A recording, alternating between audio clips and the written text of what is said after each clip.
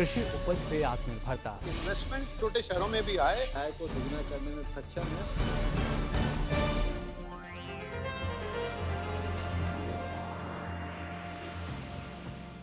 नमस्कार, आप सभी का स्वागत विचार विमर्श में। मैं हूं मुकुल शर्मा।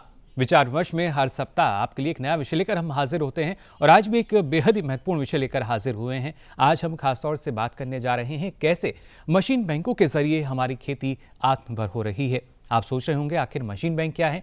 जी हाँ, अगर खासतौर से बात करें कस्टम हायरिंग सेंटर की CHC, इसको अब हमारे किसान जो हैं बेहतर तरीके से जानते हैं, क्योंकि हम सभी जानते हैं मशीनों की जो लागत है वो काफ़ी ज़्यादा रहती है। जितनी आधुनिक तकनीक का इस्तेमाल हमारे किसान करेंगे उतना ज़्यादा लाभ उनको मिलेगा, लेकिन जो आधुनिक तकनीक जब किसानों के बीच पहुँचती है तो लागत की वजह से किसान थोड़ा सा पीछे हट जाते हैं। और इसी वजह से सरकार ने एक महत्वपूर्ण योजना शुरू करके कस्टम हायरिंग सेंटर की शुरुआत की, जिसके तहत अब जो किसान हैं कस्टम हायरिंग सेंटर से जितने समय के लिए उन्हें मशीन की आवश्यकता है वो वहां से ला सकते हैं और अपनी आवश्यकताओं की पूर्ति कर सकते हैं। आने वाले समय में ना सिर्फ जो आधुनिक तकनीक है उसका किस तरीके से विस्तार होगा और कैसे ये कृषि के विकास में सहायक होगी, इस बारे में आपको हम जानकारी देंगे। और साथ ही जानकारी देने के लिए बेहद ही खास मेहमान हमारे साथ जुड़े हैं, उनका परिचय आपसे हम करा दें। हमारे साथ मौजूद हैं स्टूडियो में डॉक्टर VN काले जी। आप अपर आयुक्त हैं कृषि एवं किसान कल्याण मंत्रालय भारत सरकार में। नमस्कार सभी किसान भाइयों।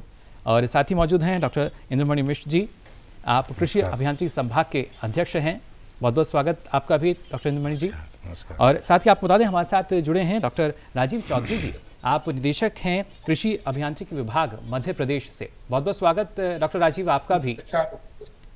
और साथ ही हमारे साथ प्रशांत जी भी जुड़ेंगे, जो कि कस्टम हायरिंग सेंटर चलाते हैं। इनका किस तरह का अनुभव रहा, कैसे शुरुआत हुई और किस तरह की चुनौतियां इनके सामने रही, ये भी हम इनसे जानेंगे। लेकिन आइए कार्यक्रम की शुरुआत करें। सबसे पहले नजर डाल लेते हैं इस खास रिपोर्ट पर।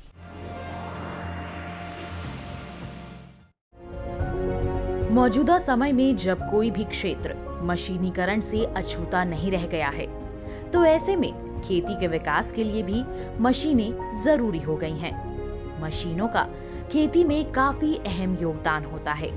खेती किसानी में नए नए कृषि यंत्रों के उपयोग से न सिर्फ किसानों का समय बचता है, बल्कि पैसों की भी बचत होती है। लेकिन खेती में इस्तेमाल किए जाने वाले सभी यंत्र और मशीनें इतनी भी सस्ती नहीं होती कि हर किसान उसे खरीद सके। किसानों की इसी चिंता को खत्म करने के लिए सरकार ने कस्टम हायरिंग सेंटर्स खोले हैं। इन सेंटर्स का फायदा ये है कि अगर कोई मशीन इतनी महंगी है कि किसान उसे खरीदने में असमर्थ हैं, तो वो मशीन को खरीदने की बजाय उसे किराए पर ले सकता है। कस्टम हायरिंग सेंटर लगाने के लिए ग्रामीण उद्यमी, पंजीकृत किसान समिति, कृषि उत्पादक संघ और पंजीकृत NRLM समूह पात्र होते हैं। इस योजना के तहत कस्टम हायरिंग सेंटर यानी कृषि यंत्र बैंक खोलने के लिए सरकार की ओर से आर्थिक मदद भी दी जाती है।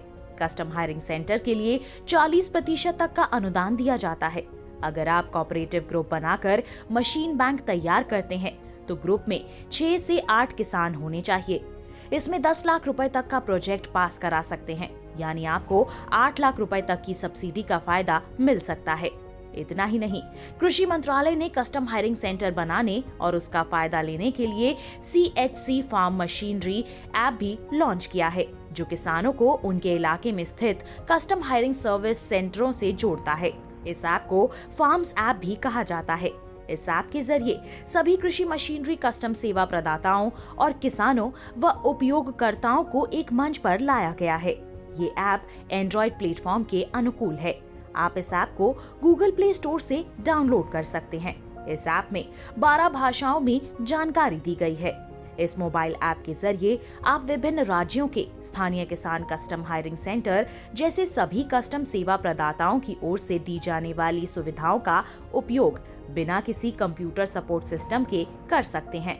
ये योजना उन किसानों के लिए तो फायदे की है ही जो महंगी मशीनें नहीं खरीद सकते।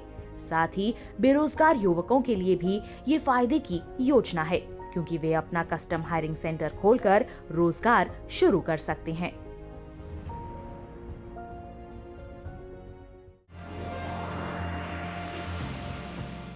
तो जाना आपने इस रिपोर्ट के जरिए मशीनों की अगर बात की जाए तो आज हर एक जगह जो मशीनें हैं उनका इस्तेमाल हो रहा है। लेकिन जब बात कृषि क्षेत्र की आती है तो ना सिर्फ पुरानी मशीनरी जो थी आवश्यकता थी कि उसमें बदलाव लाया जाए, ना सिर्फ उसकी जो लागत है वो कुछ कम हो सके, बल्कि उसके ज़रिए जो हमारे किसान काम लेते हैं उसमें भी बदलाव किया जाए। और उसी वजह से लगातार अलग अलग मशीनरी जो है वो हम देखते हैं किसानों के बीच पहुंचती है। और सबसे पहले यहाँ डॉक्टर नंदमणि, आपसे मैं जानना चाहूँगा किस तरह की आवश्यकताएँ हैं जो महसूस की जाती हैं कि अब किसान को इस मशीन की आवश्यकता है, और फिर एक तरीके से उपकरण की हम बात करें, यंत्र की हम बात करें, वो किसानों के बीच पहुँचता है। कृषि में मशीनरी का प्रयोग एक महत्वपूर्ण विषय है। आधुनिक खेती मशीन आधारित खेती है। इंजीनियरिंग एक इंटीग्रल पार्ट बन गया है हमारी खेती का। और चूँकि भारत में अलग अलग होल्डिंग साइज के किसान हैं, आपको पता है कि एक बहुत बड़ी संख्या है जो छोटे किसानों की है। तो ये जो कस्टम हायरिंग के कॉन्सेप्ट है एक तरह से कोऑपरेशन के कॉन्सेप्ट है।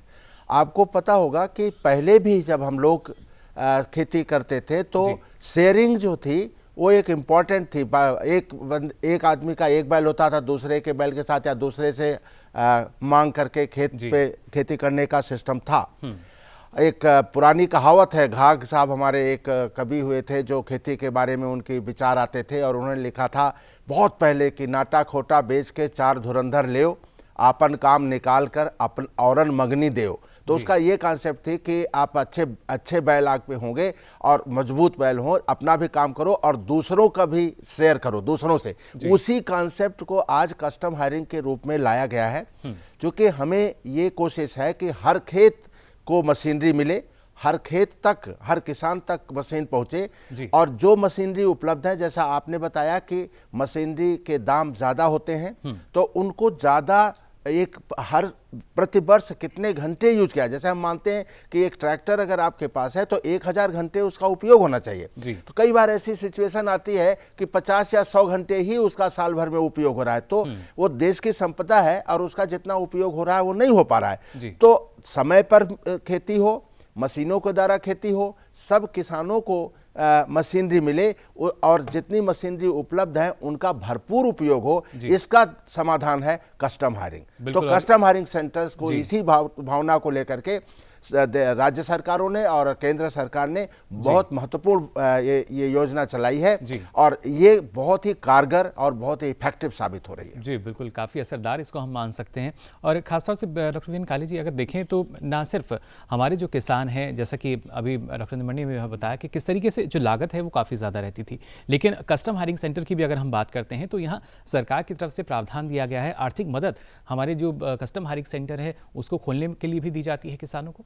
हाँ, मैं बधाई देना चाहता हूँ डीडी किसान चैनल को कि आज बहुत ही महत्वपूर्ण विषय पे आज वो चर्चा उन्होंने लेकर आए हैं। तो जो कस्टम हायरिंग सेंटर जो कंसेप्ट है, जैसे कि मेरे मित्र डॉक्टर साहब ने बताया है कि हमारे देश में जो है लगभग 86% जो है स्मॉल एंड मार्जिनल फार्मर्स है। तो ऐसा है कि सभी किसान जो है वो जो बड़ी कॉस्टली मशीनरी जो है वो अफोर्ड नहीं कर सकते हैं। तो इसी के लिए ये प्रावधान हमने लेके आए कि एक कस्टम हायरिंग सेंटर का प्रोविज़न, तो जिसमें ये है कि जितनी भी बड़ी मशीनरी है वो कस्टम हायरिंग से द्वारा आप प्राप्त कर सकता है और अपना जो है खेती कर सकता है। तो एक तरह का एक टैक्सी मॉडल है। जिस तरह से हमको एक जगह से दूसरी जगह जाना है तो हम कार हर कोई अफोर्ड नहीं कर सकता, लेकिन आप किराए से कार लेते हैं, काम होने के बाद जैसे छोड़ देते, उसी तरह से एक कंसेप्ट है टैक्सी मॉडल। तो यहाँ पे जो किसान जो भाई जो है अपना कस्टम हायरिंग सेंटर से मशीनरी लेता है अपना और पूर्ण तरह से अपनी खेती बाड़ी करता है और उसके बाद फिर वापस वो अपने मालिक के पास चला जाता है। तो इसमें भारत सरकार ने जो है बहुत ही अच्छी तरह से ये फ्लैक्स की स्कीम जो है सबमिशन ऑन एग्रीकल्चर में करना। कोई अगर इसकी शुरुआत करना चाहता है तो कैसे इसके लिए शुरुआत करे या कहाँ आवेदन इसके लिए देना होगा? तो मैं वही कहना चाह रहा था कि जो ये फ्लैगशिप स्कीम है भारत सरकार ने, ये पूरे राज्यों में और यूनियन टेरिटरीज में हम इसको अपने ये जो है इम्प्लीमेंट कर रहे हैं। तो इसमें भारत सरकार ने जो है अगर कस्टम हायरिंग सेंटर स्वतः अगर वो करना चाहता है तो उसको 40% तक हम लोग वहाँ पे उसको सहायता प्रदान करती है भारत सरकार और राज्य सरकार के मिल करके।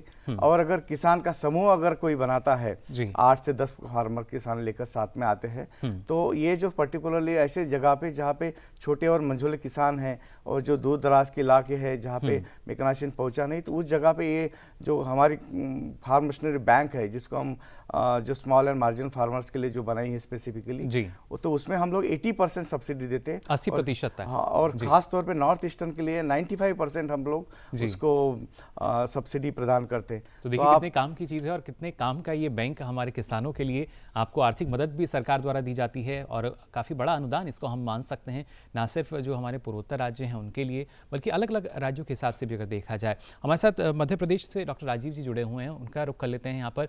डॉक्टर राजीव, आपसे हम जानना चाहेंगे मध्य प्रदेश की अगर बात की जाए, क्या स्थिति आप देखते हैं जो हमारे कस्टम हायरिंग सेंटर हैं, और एक किसानों के रुझान की अगर बात की जाए, किस तरीके से किसानों का रुझान आपको नजर आता है यहाँ से मशीन लेने के लिए? सभी साथियों का आपको एक बार पुनः नमस्कार करते हुए ये बताना चाहूंगा कि कस्टम हायरिंग जो योजना है भारत सरकार की, ये बहुत ही सफल योजना है।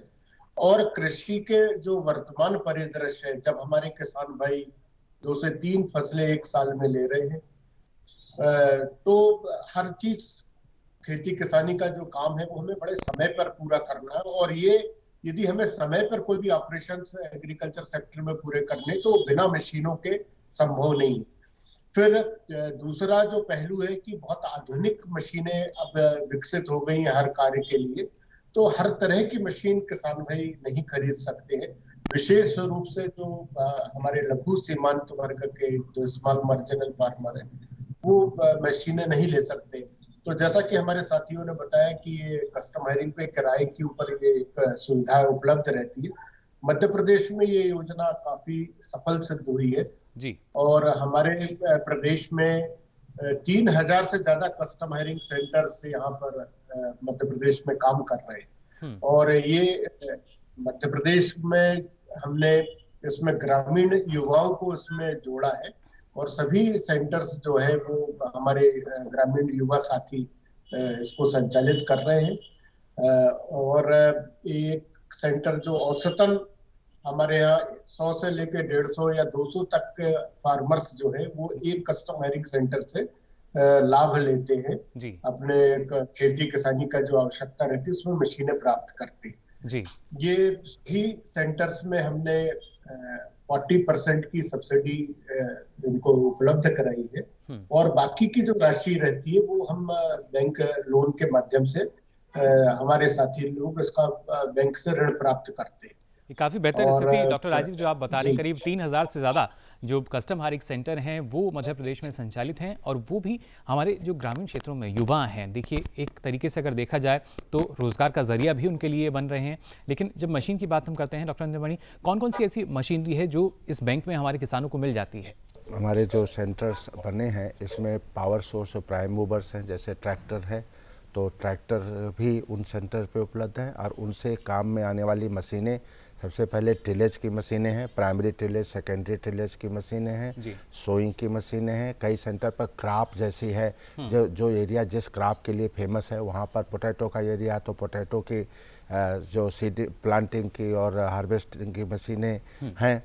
और धीरे धीरे हमने इसको बढ़ा रहे हैं, जैसे रिक्वायरमेंट के हिसाब से बहुत ये देखा गया है कि क्रॉप जिस तरीके की है, जो क्रॉपिंग सिस्टम जहाँ का है, उस तरह की मशीनें वहाँ उपलब्ध कराई जाए जी। यानी पहले सुनने में आता था कि इस तरह की कोई मशीन आई है और जो किसान है उस मशीन को देख भी नहीं पाते थे, लेकिन अब वही मशीन उनके गाँव तक पहुँच पा रही है। हाँ, गांव तक पहुंच पा रही नहीं है, बहुत सुविधा के साथ पहुंच रही है और उसका वो उपयोग कर रहे हैं। और ये भी हर कोशिश की जा रही है, जैसे सारी इस तरह के इफर्ट हैं कि पहले क्या होता था, मूवमेंट वगैरह में ज़्यादा समय लगता, तो इन्फॉर्मेशन को बहुत अच्छा किया जा रहा है, ऐप के माध्यम से लाया जा रहा है, जिनके माध्यम से उनको बिना विलंब के, चूँकि सबसे पहले कस्टम हायरिंग में यही तरह की शिकायत आती है कि साहब हमें जब ज़रूरत है तब नहीं मिलती, तो इसको एड्रेस करने की कोशिश की जा रही है। डिफरेंट तरीके से कम्युनिकेशन मीडियम को इम्प्रूव किया जा रहा है। और बिल्कुल जैसा हमारे मित्र ने बताया कि टैक्सी मॉडल का, तो वहाँ पर जैसे ऐप से आप बुक करते हैं, उसी तरह से इसमें भी यही कोशिश है कि ऐप से बुक करके और डिटेल आपको उसके बारे में किसान भाई समझ सकते हैं। जो हमारा मंत्रालय की जो वेबसाइट है उस पर ऐप है, और वहाँ उसको उपयोग करके खेती का जो सबसे बड़ी यही बात है, चैलेंज क्या है, 20 दिन की विंडो होती है जो क्रिटिकल ऑपरेशन है, सोइंग का है तो हार्वेस्टिंग का है, तो उस सोइंग उसी चैलेंज को मीट करना है। इसलिए ये था कि मशीनें उपलब्ध कराई जाएं और समय पे उपलब्ध कराई जाएं, समय रहते उपलब्ध कराई। तो उसकी हर कोशिश हो रही है सूचना तंत्र के माध्यम से कि भाई उनको डिले ना हो। जी बिल्कुल, और खासतौर से आज के समय की अगर बात करें डॉक्टर वीरेंद्र काले जी, क्योंकि हम सूचना की बात करते हैं कि समय रहते वो किसान तक पहुंच जाए और किसान की जो आवश्यकता है वो पूरी हो सके। CHC मोबाइल ऐप की अगर बात की जाए तो जहां तक मुझे जानकारी है करीब 12 भाषाओं में ये ऐप हमारी शायद किसानों को अपनी सुविधा दे रही है। हाँ, बिल्कुल सही कहा आपने, क्योंकि ये सूचना का क्रांति है आज के दौर में। तो आप देखेंगे कि किसानों को हर जो मशीन है जो टाइमली आपको मिलनी चाहिए, तो इसलिए भारत सरकार ने फार्म्स नाम के FARMS नाम से एक ऐप लॉन्च किया है जिसको फार्म मशीनरी सर्विसेज के नाम से जाना जाता है जी। तो इसमें हमने सभी किसानों को, जितने भी किसान हैं ज़्यादातर पे सभी राज्यों के, उनको जोड़ने का प्रयास किया। उसमें कस्टम हायरिंग सेंटर्स को भी जोड़ने का प्रयास किया। साथ साथ में अगर किसी की एक मशीन है या 2 मशीन है और वो भी किराए पे देना चाहता है, ऐसे भी किसान भाई जो है उस ऐप में जुड़े हैं। तो आप देखेंगे कि 4-5 लाख के ऊपर जो किसान इसमें जुड़े हैं और ये सिंपल ऐप है, आप इसको डाउनलोड कर सकते हैं और आपको, और इसकी रेंज हमने 200 से 300 किलोमीटर तक के ऊपर हमने रेंज बढ़ा दिया, ताकि मान लीजिए आप देखिए ये कि कई जगह पे जो होता है कि जैसे कंबाइन हार्वेस्टर से वो हर जगह उपलब्ध नहीं होती। जैसे आपने देखा कि नॉर्थ से साउथ में जाती है आपकी सारी मशीनें और नॉर्थ फिर साउथ से होते हुए फिर नॉर्थ तक आती है। तो इस तरह से वो हमारा चक्कर पूरा करते हैं। तो आप देखेंगे कि पंजाब के जो किसान जो मशीनें हैं वहाँ साउथ में जाती है। तो इस तरह से हमने 200 से 300 किलोमीटर का वो रेंज रखी है, ताकि कहीं पर भी अगर वो मशीन उपलब्ध है तो तुरंत वो रडार में आके, मतलब उस ऐप के द्वारा वो जो है उसको किराए पे ले सकता है। बिल्कुल, देखिए 200 से 300 किलोमीटर का एक दायरा बना दिया गया है, क्योंकि कई जगह हम देख सकते हैं हमारे जो मार्ग हैं वो काफ़ी सुगम होते हैं, तो और जल्दी जो आपकी मशीन है वो समय रहते आप तक पहुंच जाती है। डॉक्टर राजीव, आपसे हम जानना चाहेंगे, जिस तरीके से आपने बताया करीब 3000 से ज़्यादा जो CSC सेंटर हैं वहाँ संचालित हैं, लेकिन अगर हम बात करते हैं जो वहाँ के ग्रामीण क्षेत्र के लोग हैं या युवा हैं, वो किस तरीके से इसको एक रोजगार का साधन बनाकर आगे बढ़ रहे हैं? देखिए, ग्रामीण क्षेत्र की यदि हम बात करें तो हम देखते हैं कि ग्रामीण युवा यदि पढ़े लिखे भी है तो वो शहरों की ओर पलायन कर रहे हैं जी। हमारे मध्य प्रदेश में ही जो हमने एक स्टडी की है योजना आयोग ने, तो करीब 4 से 5 लाख युवा हैं जो हर साल पलायन करते हैं ग्रामीण क्षेत्रों से शहरों में। यदि इन युवाओं को यदि ग्रामीण स्तर पर ही कोई रोजगार के साधन मिलेंगे तो निश्चित रूप से गांव में रहेंगे, अपनी खेती किसानी भी इम्प्रूव करेंगे और कुछ आय भी अर्जित कर पाएंगे जी। ये जो हमारे जो custom hiring centres Madhya Pradesh में हमने ये पाया है कि 2 से 3 लाख 4 लाख रुपए तक की आय प्रतिवर्ष आसानी से कर रहे हैं और 100 से 150 किसानों को ये सुविधाएं दे रहे हैं, अपनी खुद की खेती भी इम्प्रूव कर रहे हैं और जो आम किसान भाई जो मशीनें वो यूज कर रहे हैं तो उनकी प्रोडक्टिविटी में भी 20 से 25% तक का इजाफा हम लोगों ने स्टडी में पाया है। तो ये काफी सफल मॉडल है। मैं एक चीज और शेयर आज करना चाहूंगा कि भारत सरकार ने एग्रीकल्चर इंफ्रास्ट्रक्चर फंड एक शुरू किया है, माननीय प्रधानमंत्री जी ने 1 लाख करोड़ का। तो इस वर्ष से मध्य प्रदेश में हमने कस्टम हायरिंग सेंटर की योजना को उस योजना से जोड़ दिया है और उसके फायदा ये हुआ है कि जो मैंने आपको बताया था कि जो बैंक लोन लेने की हमने शर्त रखी है या हमारे साथी जो कस्टम हायरिंग सेंटर लगा रहे हैं वो लोन लेते हैं, तो इस योजना के अंतर्गत उनको बैंकों से जो लोन है वो काफी कम ब्याज दर के ऊपर उपलब्ध हो रहा है। मध्य प्रदेश में करीब ये 5 से 6% की ब्याज दर के ऊपर आसानी से अब लोन मिल रहा है। इसमें उनको कोई भी कोलैटरल या इस तरह की कोई आवश्यकता नहीं पड़ती है और ये योजना और तेजी से अब मध्य प्रदेश में काफी आगे बढ़ा रही है। जी बिल्कुल, हम उम्मीद कर सकते हैं जिस तरीके से जो मशीनों की जब हम बात करते हैं, जिस तरीके से इनका उपयोग हर एक क्षेत्र में बढ़ा है, उसी तेज़ रफ्तार से कृषि क्षेत्र में भी इनका उपयोग बढ़ रहा है। लेकिन खासतौर से डॉक्टर नंदमणि, अगर देखा जाए जो मशीनें हैं इन्हें रखरखाव की आवश्यकता बेहद ज़रूरी होती है। इनका प्रबंधन आप कैसे कर रहे हैं, एक मशीन का हमने उपयोग किया उसके बाद उसको कैसे रखना है, ये सारी जानकारी कैसे किसान तक पहुँचती है, क्योंकि मशीन तो उन्होंने ले ली। हाँ, तो एक तो यह है कि जो हमारा ये किसान चैनल है जी, इसके थ्रू कई बार हमारे साथी और हम लोग खुद आकर के मशीनों के रखरखाव की बात करते हैं जी।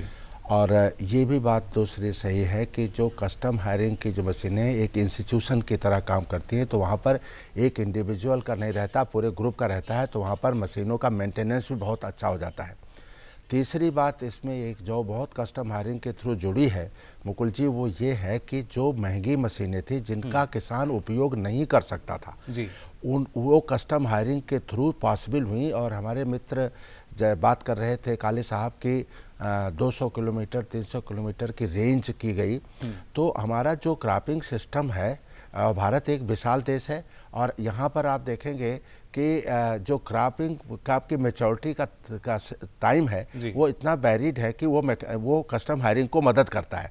मैं एक छोटा सा एग्जाम्पल देना चाहूँगा और किसान भाई उसको अच्छी तरह से जानते हैं और समझते हैं कि जो अगर करनाल, यहीं का लीजिए, करनाल के पास कस्टम हायरिंग सेंटर एक विलेज ही है जहाँ पर कंबाइन हार्वेस्टर नहीं था, बट कंबाइन हार्वेस्टर शुरू हुआ।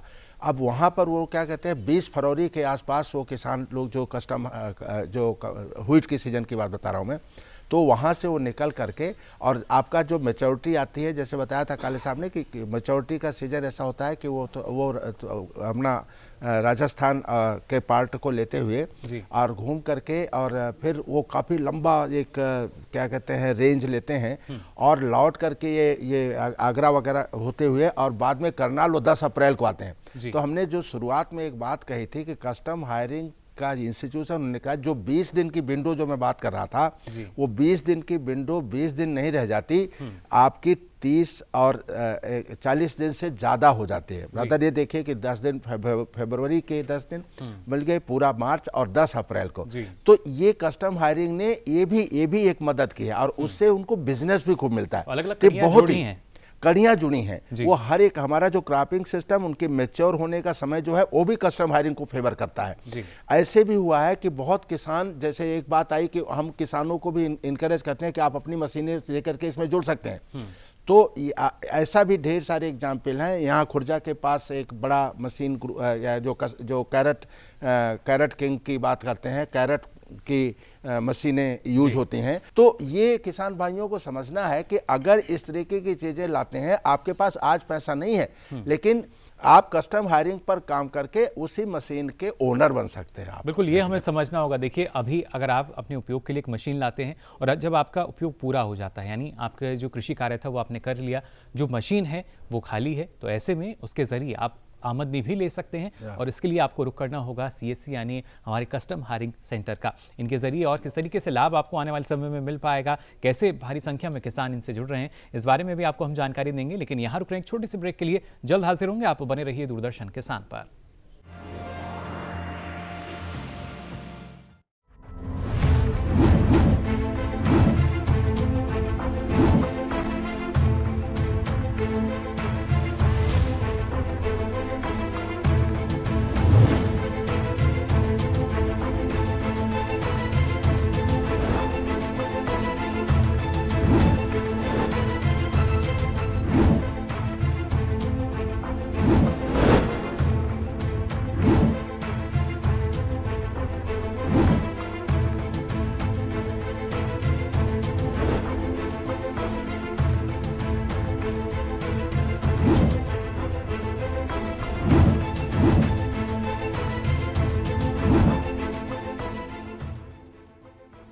जानने के लिए देखिए हर शनिवार शाम 5:30 बजे सरकार आपके साथ, सिर्फ दूरदर्शन किसान पर।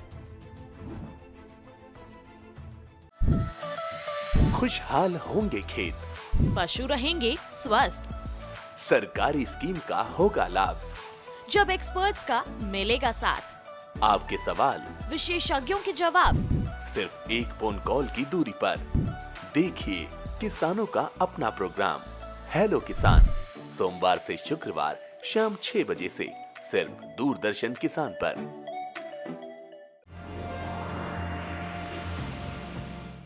तो ब्रेक के बाद आप सभी का एक बार फिर स्वागत विचार विमर्श में। आज आपको हम जानकारी दे रहे हैं कस्टम हायरिंग सेंटर्स की। जी हाँ, मशीन बैंक, उनके जरिए कैसे हमारे कृषि क्षेत्र में आत्मनिर्भरता नजर आ रही है, मशीनों का जो इस्तेमाल है वो बढ़ने लगा है। और ये बात ना सिर्फ हमारे जो वैज्ञानिक हैं, अभियंत्री सभा के वो मानते हैं, बल्कि जो किसान है खुद इस बात को मान भी रहे हैं। हमारे साथ जो किसान हैं वो जुड़े हैं प्रशांत जी। प्रशांत जी, सबसे पहले जानना चाहेंगे आपसे, कैसे शुरुआत की आपने कस्टम हायरिंग सेंटर की? सर मेरे को पहले न्यूज में मिला जी। अखबारों के द्वारा कि मैं क्या पहले से भी खेती करता था अपना, तो उसी के संबंध में मैं सोचा कि कहीं दूसरे न जाके नौकरी न करके अपना यही खुद का बिजनेस करें जी। और खेती से भी अपना जुड़े रहेंगे। तो अपना मैं सोचा, फिर नाम आया कि मेरे अंकल जी बताएं कि कस्टम हायरिंग का एक सिस्टम रहता है, उसमें आपको सब कृषि यंत्र जो जरूरत है वो मिल जाएंगे। तो उससे हमने फिर मैं प्रयास किया तो मेरे को सफलता हासिल हुआ, फिर मैं कस्टम हायरिंग लिया अपना। प्रशांत जी, लेकिन जब शुरुआत आपने की तो कुछ चुनौतियां भी रहीं, या जो आसपास के आपके साथ के किसान थे उन्होंने भी कुछ कहा होगा कि किस तरीके से शुरुआत की है, किस तरह की समस्याएं रही थी तब? फाइनेंशियल का रहता है, उसमें थोड़ी सी दिक्कत आती है। अगर अपने पास बजट है तो ठीक है, नहीं है तो फिर एडजस्ट करना पड़ता है यहाँ वहां से। लेकिन सरकार की तरफ से जो मदद की जाती है जी, सरकार की तरफ से जो मदद रहता है, अपना फॉर्म भरते रहो, आते रहेगा वो अपना यहाँ पे पोस्ट ऑफिस से आता रहता है, तो आप समझ के फिर करते रहते हैं, आगे कदम बढ़ाते रहते हैं। जी। अब आज के समय में कितने किसान हैं जो आपके कस्टम हायरिंग सेंटर से जुड़े हुए हैं? मेरे यहाँ लगभग 100 से 150 मैं कर लेता हूँ उसमें एक वर्ष में। बिल्कुल, लेकिन अलग अलग मशीनों की अगर बात की जाए तो कौन सी मशीनरी है जो आपके मशीन बैंक में उपलब्ध है कस्टम हायरिंग सेंटर पर?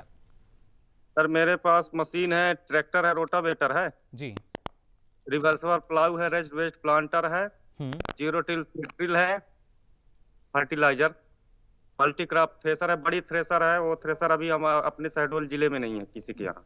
जी, पूरे जिले में नहीं है, लेकिन आपके पास है? नहीं है, मेरे पास है। मैं लिया था अपना, भोपाल से लिया था, पुन्नी का थ्रेसर था जी, टोकरी मॉडल जी। तो उसके कारण भी और थोड़ी चल रहा है, क्या है कि लेबर वर्क कम लग रहा है, और उनको भी फायदा है, लेबर की चार्ज कम लग रहा है उनको। तो प्रशांत जी, कम समय में ज्यादा माल निकाल रहा है अपना मशीन। जी, आपके सेंटर से जो किसान हैं आपके गांव के ही जुड़े हैं, या कोई दूसरे जिले के आसपास के जिले जो हैं वहां से भी? तो सर अभी क्या है, अपने यहाँ टोटल होती है गेहूं और सोयाबीन की खेती जी, तो हमको टाइम ही नहीं मिल पाता कि हम दूसरे जिले में जाए काम करने जी। तो यहाँ ही मतलब इतनी मांग जो है रहती है? जी जी, अपने यहाँ अपने गांव क्षेत्र में इतना मांग है कि हम काम नहीं कर पाते, मना कर देते जी, टाइम नहीं मिल पाता, समय जो है वो जाहिर तौर पर नहीं रह पाता, और इतना कीमती समय आप हमें भी दे रहे हैं। अपने क्षेत्र में अभी कस्टम हायरिंग केवल शहडोल जिले में मेरे इस क्षेत्र में 12-13 गांव हैं जी, केवल एक ही गांव है अभी कस्टम हायरिंग का जी, और एक है तो जो शहडोल है। शहडोल में क्या है कि कोई भी मंगवाता है सामान तो उसका फिर भाड़ा लगता है, वो आने जाने का जी, तो उनको ज्यादा लगता है लागत। प्रशांत जी, कोई ऐसी भी मशीन है जो आप चाहते हैं कि वो सेंटर में आए आपके? सर मैं सोच रहा था उसका मशीन स्टोन पीकर का जी, जो पत्थर बिनने वाला। क्या कुछ जगहों में अभी पत्थर रहता है तो खेती करने में थोड़ी दिक्कत होती है जी जी जी, मैं सोच रहा था कि अगले बार जब देखता हूँ अपना बजट जैसा भी है तो स्टोन पीकर के लिए आवेदन करूंगा। क्या अपने क्षेत्र में यहाँ से अपने गांव से 10-20 किलोमीटर के अंदर वो है स्टोन क्रेशर बहुत सारे हैं जी, तो ये मेरे को प्लस पॉइंट मिलेगा। क्रेशर वाले मेरे को बोलेंगे भैया मेरा भी काम कर दो यार, पत्थर बिन दो जी, तो अपना गिट्टी वगैरह जो भी बनाएंगे क्रेशर वाले। जी बिल्कुल प्रशांत जी, हम उम्मीद यही करते हैं जो नई नई मशीनरी आती है वो आपके कस्टम हायरिंग सेंटर में ज़रूर पहुंचे, और जैसा आपने कहा कि समय जो है वो निकालना मुश्किल रहता है, तो आने वाले समय में भी आपकी व्यवस्था इतनी रहे जिससे आपको और भी आर्थिक लाभ हो सके, साथ ही जो किसान इस सेंटर से जुड़ रहे हैं उन्हें भी लाभ हो, आधुनिक मशीन जो है उनके खेतों तक पहुँचे, उनकी जो फसलें हैं उसकी गुणवत्ता और जो उत्पादन है उसमें भी इजाफा हो पाए, और लाभ हमारे जो किसान हैं उनको मिल सके। यहाँ फिलहाल हम रुक रहे हैं कि छोटे से ब्रेक के लिए। ब्रेक से लौटेंगे तो हमारे विशेषज्ञों के साथ हम बात करेंगे कैसे हमारी जो मशीन बैंक है उनका भविष्य हमें नजर आ रहा है, और कौन कौन सी नई मशीनें हैं जो इसमें आने वाले समय में जुड़ सकेंगी। फिलहाल रुक रहे हैं एक छोटे से ब्रेक के लिए। सरकारी योजनाएं हैं आपके लिए, कहां से पाएं फॉर्म, कहां करें जमा, किससे करें बात, कौन से कागजात कहां होंगे जमा, क्या ऑनलाइन भी हो सकता है आवेदन। आजादी के 75वें साल में हर योजना का लेखा जोखा जानने के लिए देखिए हर शनिवार शाम 5:30 बजे सरकार आपके साथ, सिर्फ दूरदर्शन किसान पर।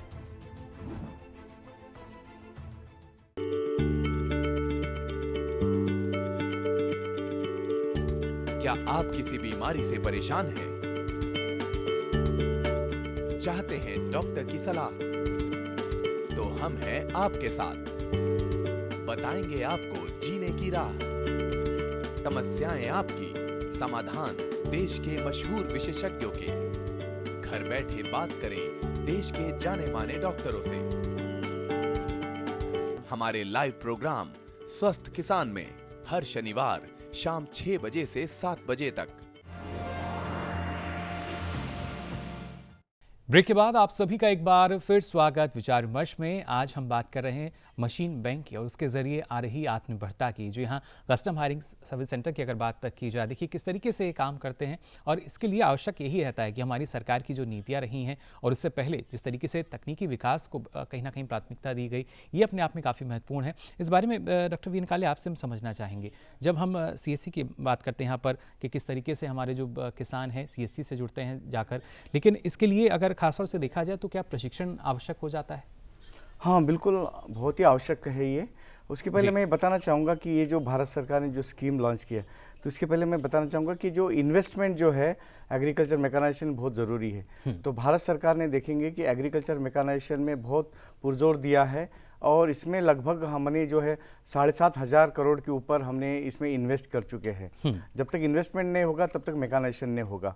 तो आप देखेंगे कि हमने लगभग जो है 70,000 जो है कस्टम हायरिंग सेंटर जो है वो पूरे भारतवर्ष में इसमें हमने उसको शुरुआत की है और लगभग जो है 15 लाख के ऊपर जो मशीनरी हमने डिस्ट्रीब्यूट की है भारत सरकार ने। तो आप जो प्रशिक्षण की बात कर रहे हैं, तो हमारी जो है चारों रीजन, मतलब भारत के पूरे चारों रीजन में जो है हमारी 4 संस्थाएं हैं जो कि स्टेट ऑफ द आर्ट उनके पास फैसिलिटीज अवेलेबल है और यहाँ पे किसानों को जो है मुफ्त में उसको प्रशिक्षण दिया जाता है। उनको आने जाने का खर्चा भी वहन करती है भारत सरकार में और वहाँ के रहने के लिए भी व्यवस्था पूर्ण तरह से निःशुल्क है। तो मैं चाहूँगा कि यहाँ से एक माध्यम से मैं अपील करना चाहूँगा कि जो भारत सरकार की 4 संस्थान है, जैसे मैं आपको फिर से दोहराना चाहूँगा कि जो हमारा हिसार जो है हरियाणा में, वहाँ पे एक सेंटर है हमारा, जो एक मध्य प्रदेश में बुद्धनी में हमारा एक सेंटर है।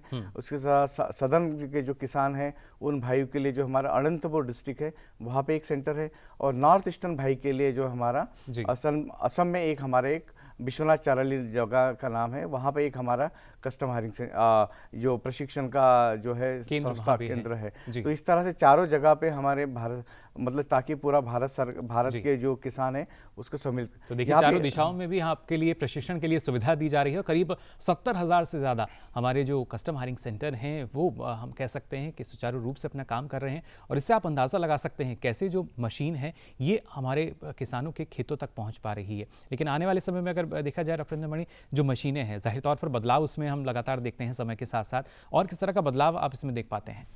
ये एक तो मैं थोड़ा काले साहब जो बात किए 4 सेंटर के अलावा जो हमारा नेशनल एग्रीकल्चर रिसर्च सिस्टम है जिसमें एग्रीकल्चर यूनिवर्सिटीज़ हैं, central agriculture university, state agriculture university और ICR, Indian council of agriculture research के जो इंस्टीट्यूशंस हैं वो भी इस तरीके के टेक्नोलॉजी के ट्रेनिंग के लिए, ज्ञान के लिए उपलब्ध हैं। तो किसान भाई वहाँ पर पहुँच गए और इतना बड़ा नेटवर्क KBK का है, तो KBK में भी आजकल जो है ना एग्रीकल्चर मशीनरी से रिलेटेड सूचनाएँ और जानकारी और ट्रेनिंग रहती है।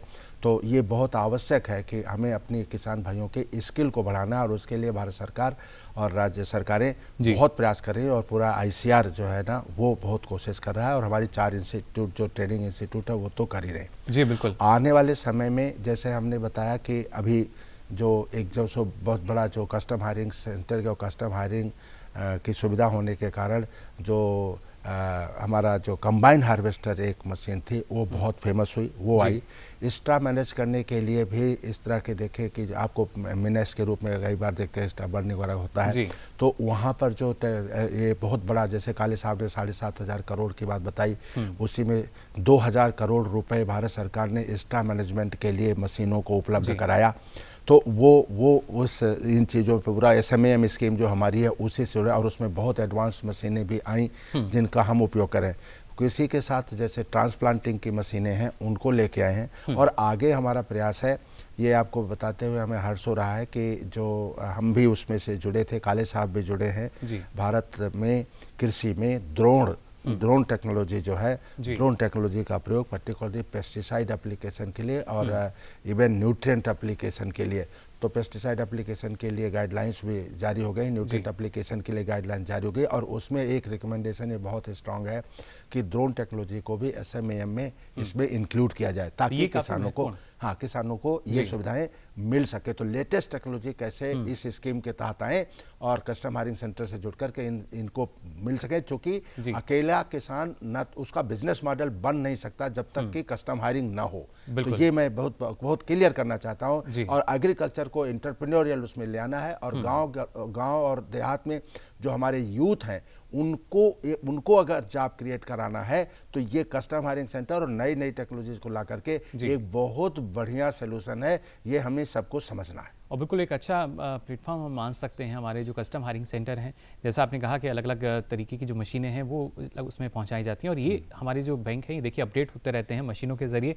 यहाँ डॉक्टर राजीव, आपसे भी हम जानना चाहेंगे जिस तरीके से आने वाले समय की अगर बात की जाए, क्योंकि अब जो किसान है वो जानने लगा है कि मशीन का सदुपयोग वो कैसे कर सकता है, तो और किस तरह की मांग निकल कर आती है किसानों की, जो हम मान सकते हैं कि जल्द पूरी होगी मशीनी तौर पर? मशीनों में काफी तेजी से विकास हुआ है, और यदि हम अलग अलग ऑपरेशन की बात करें, यदि हम खेत की तैयारी में देखते हैं तो बहुत सारा रिवर्सेबल प्लाऊ है, पावर हैरो है, इस तरह की नई मशीनें आई है। यदि हम बोनी की बात करें, सोइंग का यदि हम चर्चा करते हैं तो उसमें रेज्ड बेड प्लांटिंग का सिस्टम आया है, न्यूमेटिक प्लांटर्स आए हैं। फिर यदि हम पैडी में रोपा लगाने की बात करते हैं तो राइस ट्रांसप्लांटर्स आए हैं। फिर यदि हम थ्रेशर की बात करेंगे तो उसमें भी बहुत सारा चेंज आया है, हाई कैपेसिटी के थ्रेशर्स आ गए हैं। यदि स्प्रेइंग की बात करते हैं तो ट्रैक्टर ऑपरेटर्स बहुत सारे बूम स्प्रेयर्स आ गए हैं। कटाई की यदि फसलों की कटाई है तो कई प्रकार के रीपर कंबाइंडर्स हैं, और बहुत सारे चेंज हुआ है, और ये सब कॉस्टली मशीन है। तो ये मशीनें मध्य प्रदेश में किसान भाई बड़ी तेजी से इसका लाभ ले रहे हैं, और ये लाभ केवल कस्टम हायरिंग सेंटर्स के माध्यम से ही प्राप्त हो रहा है, क्योंकि ये मशीनों की कीमत ज्यादा रहती है। किसान भाई इंडिविजुअल यदि उसको खरीदना चाहे तो नहीं खरीद पाते, तो इन मशीनों को कस्टम हायरिंग सेंटर्स के माध्यम से निश्चित रूप से ये आम किसानों तक पहुंच जो है वो इन सेंटर्स के माध्यम से किसान भाइयों को प्राप्त हो रही है। देखिए आधुनिक तकनीक जो है उसका इस्तेमाल हमारे किसान करें, जिससे बेहतर परिणाम उनके सामने आ सकें। फिर चाहे हम बुआई की बात करें या उसके बाद कटाई तक की बात की जाए, अलग अलग मशीनें हमारे पास हैं। और खासतौर से डॉक्टर वेन काली जी, जैसा डॉक्टर इंद्रमणि ने जिक्र किया था, ड्रोन टेक्नोलॉजी की अगर बात की जाए तो क्या वो भी हमारे कस्टम हायरिंग सेंटर जो हैं उन पर आने वाले समय में हमें नजर आएगी? हाँ बिल्कुल बिल्कुल, क्योंकि भारत सरकार ने ड्रोन टेक्नोलॉजी को उसका प्रचार और प्रसार करने के लिए बहुत पहल की, खास तौर पर कृषि मंत्रालय ने। क्योंकि आप देखेंगे कि अगर आप ड्रोन टेक्नोलॉजी से आप अगर स्प्रेइंग करते हैं तो 4 से 5 मिनट में आप 1 एकड़ करते, वही अगर आदमी से करेंगे तो उसको शायद पूरा दिन लग जाएगा। तो ये बहुत सारी पहल है हमारी भारत सरकार की, कि भारत सरकार ने जो इंपोर्ट ड्यूटी है, जो ड्रोन के ऊपर जो लगने वाली, उसको ख़त्म करने का प्रयास किया है, और पूर्णतः से ख़त्म हो गई है कि कस्टम ड्यूटी आप कहीं पर भी इसे इंपोर्ट कर सकते हैं। दूसरा और एक बहुत बड़ा हमने इसको पहल कर चुके हैं कि अभी हम लोग जो है जितने भी कस्टम हायरिंग सेंटर है उनके साथ वार्तालाप कर रहे हैं कि किस तरह से ये जो ड्रोन जो है वो खरीद सके, उनको हम लोग सहायता प्रदान कर सके, और इस तरह से उसको सभी किसान भाई के लिए उसको इस्तेमाल हो सके। उसमें लेकिन काले साहब कई तरह के नियम जो हैं वो पहले बताए जाते थे, जिससे किसान सोचता तो था कि आधुनिक तकनीक का इस्तेमाल करें, लेकिन उसमें कहीं ना कहीं चुनौती भी नजर आती थी। तो क्या अब उनको भी कुछ सरल किया जा रहा है? हाँ बिल्कुल, बहुत अच्छा। ये कृषि मंत्रालय के पहल से ही आप देखेंगे कि DGCA ने, director general of civil aviation ने जो है खेती के लिए जो ड्रोन टेक्नोलॉजी ड्रोन उपयोग होते उसके लिए बहुत ही सरल उन्होंने उसके जो नियम बनाए हैं। अभी आपको कोई ज़्यादा उसको लाइसेंस लेने की ज़रूरत नहीं है, ज़्यादा आपको जो है उसको इस तरह से कोई भी ऐसा करने की ज़रूरत नहीं जिससे कि बहुत टाइम लग सकता है। वो सिंपल फॉर्मेलिटीज गवर्नमेंट भारत सरकार ने की है, और बहुत ही अच्छी तरीके से वो किसान उसको कर सकता है। इसके साथ साथ में हमने ये किया कि हमने एक ड्रोन महोत्सव के रूप में हम उसको मना रहे हैं, और सभी किसान भाई को, जितने भी कस्टम हायरिंग सेंटर को हम लोग जो मैन्युफैक्चरर है ड्रोन टेक्नोलॉजी के और ड्रोन जो बनाते हैं और जो बेचते हैं उनके साथ भी उनका वार्तालाप कर रहे हैं, और दूसरे साथ साथ में जो DGCA ने सभी भारत में पूरे पैन इंडिया में जो है प्रशिक्षण का जो है सेंटर्स खुले हैं, ताकि जो नए जो किसान भाई है जो जानते नहीं उनको प्रशिक्षित भी कर सके और उसको किस तरह से उसको हैंडल कर सके, किस तरह से प्रावधान वो भारत सरकार के जो है जो असिस्टेंस का कैसे लाभ हो सकते, इस तरह से हम लोग सभी भारत में पूरा प्रशिक्षण का कार्य कर रहे हैं और लोगों तक जान जागृति उसको पहुंचाने का प्रयास कर रहे हैं, क्योंकि इस ड्रोन टेक्नोलॉजी के द्वारा जो है बहुत ही हमारी इनपुट कॉस्ट जो है कम हो सकती है और साथ साथ में जितने भी एक्सीडेंट्स होते हैं स्प्रेइंग के वक्त या बहुत सी चीज़ें जो है उसमें किसान जो अपनी आंखें खो देता है या स्किन्स के ऊपर उसके प्रॉब्लम्स होते हैं, तो इससे आपका जो है बहुत ही ये जो सरलता से आप स्प्रे कर सकते हो और इससे आप बच सकते हैं। बिल्कुल, देखिए जो हमारी मशीनें हैं ज़ाहिर तौर पर ना सिर्फ हमारी कृषि को और आधुनिक बना रही हैं, लेकिन इसके साथ साथ आवश्यकता रहती है कि जो मशीन ना सिर्फ हमारी फसल को एक तरीके से हम कह सकते हैं उसको सुरक्षा पहुंचाती है, हमारे लिए भी वो सुरक्षित रहे, उसके लिए भी कई ऐसी सावधानी हैं जो हमें अपनानी चाहिए। और क्या उस बारे में डॉक्टर इंद्रमणि जो हमारे किसान हैं वो पूरी तरीके से जागरूक आपको नज़र आते हैं कि जब भी मशीन का इस्तेमाल करें तो क्या सावधानी अपनाएं? देखिए, ये दूरदर्शन के माध्यम से, किसान चैनल के माध्यम से और हम अपने संस्थानों में बार बार किसान भाइयों को मशीनों के सेफ यूज के लिए उनसे अनुरोध करते रहते हैं और मरम्मत और जो ये हैं उनका रख रखाव पर भी जोर देते रहते हैं। और मुझे ये लगता है कि अभी ये जागरूकता बहुत है किसान भाइयों में कि कैसे, चाहे आपके पास स्प्रेयर की बात जैसे काले साहब ने किया तो उसके लिए ग्लव्स पहनना है और सावधानियां रखनी है मशीन को हैंडल करने में और ऑपरेशन के समय कब कौन सा ऑपरेशन सेफ है, इस पर हम समय समय पर किसान भाइयों को बताते रहते हैं। जागरूकता बहुत बड़ी है और मशीनों में सेफ्टी के लिए और जो इंतजाम है, जैसे हमने कहा था थ्रेशर के एक्सीडेंट्स होते थे तो उनको सूट का, और हमारी जैसे चारा काटने की मशीन है उस समय हमने छोटी छोटी डिवाइसेज संस्थानों ने बनाई है, उन डिवाइसेज को लगा करके सेफ्टी एस्पेक्ट दिए गए हैं। तो संस्थानों के माध्यम ICAR के जो इंस्टीट्यूट्स हैं ऐसे उसके ढेर सारी ऐसी रिसर्च करके और ये जो सेफ्टी के एस्पेक्ट्स हैं उनको काफ़ी महत्वपूर्ण किया गया है और किसान भाइयों को इसको समय समय पर जानकारी हम देते रहते हैं। देखिए, हर एक मशीन जो है अलग अलग मानक उनके होते हैं और उन्हीं मानकों की जानकारी जो है किसानों को भी दी जाती है। आखिर में यहाँ डॉक्टर काली जी आपसे हम जानना चाहेंगे, जिस तरीके से आपने एक आंकड़ा हमें दिया कि अभी हमारे देश में इतने कस्टम हायरिंग सेंटर जो हैं वो संचालित हैं, आने वाले समय में क्या किसानों की मांग को देखते हुए इसमें इजाफा हो सकता है और किस तरीके से जो बदलाव है वो हम देखेंगे? हाँ, बहुत ही अच्छा सवाल आपने पूछा।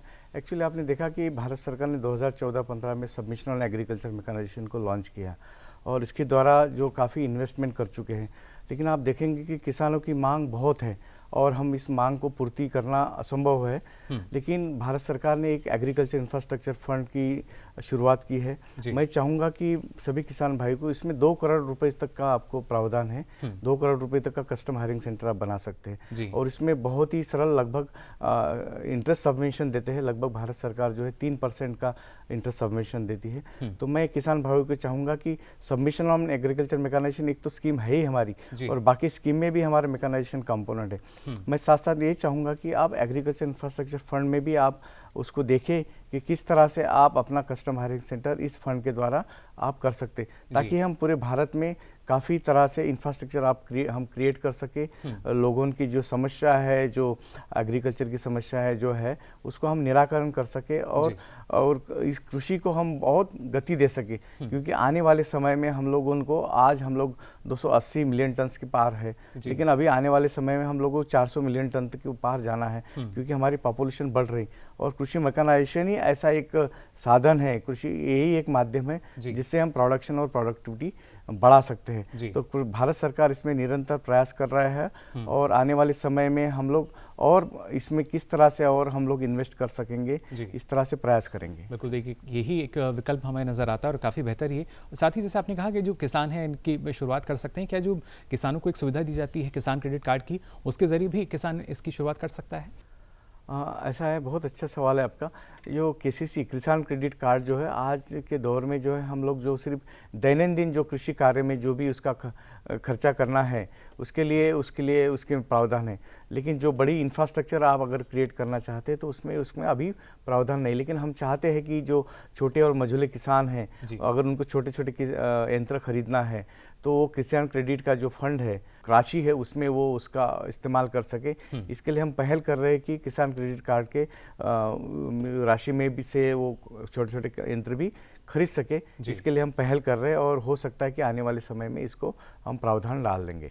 तो जाना आज आपने किस तरीके से मशीनों की जब बात की जाती है तो कैसे अब हमारे देश में फिर से हम मान सकते हैं किसानों का रुझान जो है मशीनों की तरफ हुआ है, क्योंकि आज के समय की मांग वही है। जिस तरीके से लगातार मांग निकलती है और मांग और खपत के बीच का अंतर अगर हमें खत्म करना है तो एक विकल्प जो नजर आता है वो मशीनों का है, और उस पर अब सरकार भी पूरी तरीके से जोर दे रही है। जो किसान हैं उनके पास ये मशीनें पहुंच रही हैं और आने वाले समय में जैसे जैसे हमारी कृषि जो है आधुनिक होती रहेगी, किसानों की जो पहुंच है उसको भी हम मान सकते हैं बढ़ावा सरकार की तरफ से दिया जाएगा, जिससे नई नई मशीनें उनके पास समय से पहुंचे और उनकी जो फसलें हैं, उनकी जो एक नई कृषि है, आधुनिक कृषि है, वो और भी ज़्यादा अच्छी हो सके, बेहतर हो सके और उसका लाभ उन किसानों को भी मिल सके। तो फिलहाल आज के लिए विचार विमर्श में बस इतना ही। आपको बता दें आप विचार विमर्श को देख सकते हैं डीडी किसान के यूट्यूब चैनल पर भी। इसके लिए आपकी टीवी स्क्रीन पर जो QR कोड दिखाया जा रहा है इसे आप स्कैन कीजिए। उसके बाद ये सारी जानकारी आप डीडी किसान के यूट्यूब चैनल के माध्यम से ले सकेंगे कभी भी कहीं भी। फिलहाल आज के लिए विचार विमर्श में बस इतना ही।